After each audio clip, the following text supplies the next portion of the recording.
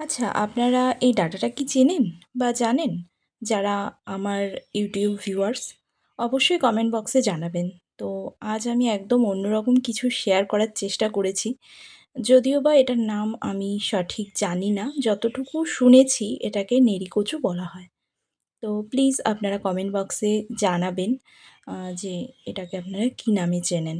এই ডাঁটাটা কিন্তু কচু গাছের যে ডাঁটাটা সেটা নয়, ফুল সমেত যে ডাঁটাটা রয়েছে সেই ডাঁটাটা কিন্তু আমি সংগ্রহ করে এনেছি। আর তারপর কেটে ধুয়ে নিয়েছি পরিষ্কার করে। আর আপনাদের কোনো রকম ভয় নেই যে চুলকাবে কি না। কোনো রকম মানে নির্দ্বিধায় আপনারা রান্না অনায়াসেই করতে পারেন।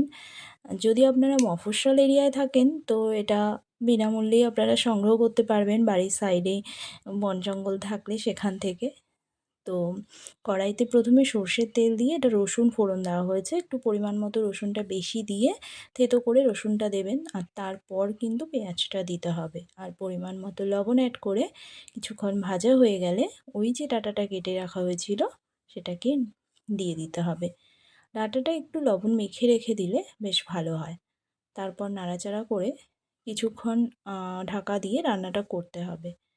আর বললাম কমেন্ট বক্সে আপনারা অবশ্যই জানাবেন। এই রান্নাটা যখন হচ্ছিল আমি তখনও পর্যন্ত জানতাম না যে রান্নাটা কেমন খেতে হবে বা কেমন টেস্টি।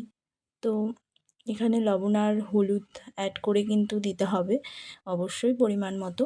তারপর নাড়াচাড়া করে আবার ঢাকা দিয়ে দিতে হবে। আর আমাদের কাঠের উনুনে রান্না হচ্ছে। আর আমরা যেহেতু গ্রামে থাকি সে কারণে আমরা বিনামূল্যে এটাকে পেয়ে গেছি।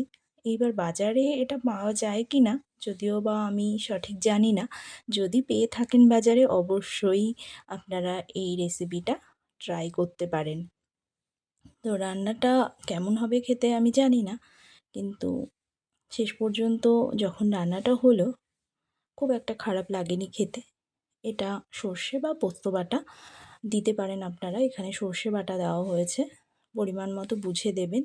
দিয়ে এভাবে নাড়াচাড়া করে মানে ওই ভাজা ভাজা হবে যখন আর সেদ্ধও হয়ে যাবে ডাঁটাটা তখন কিন্তু এটা নামিয়ে নিতে হবে। আর সর্ষে বাটা দেওয়ার পর 2 থেকে 3 মিনিট রান্না করলেই মোটামুটি কমপ্লিট রান্নাটা। আর এখানে পরিমাণ মতো চিনিটা আপনারা চাইলে এটাকে স্কিপ করে যেতে পারেন। তো লাস্ট ফিনিশিং এরকম হয়েছিল। আমি খুব কাছ থেকে আপনাদের দেখানোর চেষ্টা করেছি। এটা গরম ভাতে খেয়েছিলাম, খুব একটা খারাপ লাগেনি। অবশ্যই ট্রাই করতে পারেন।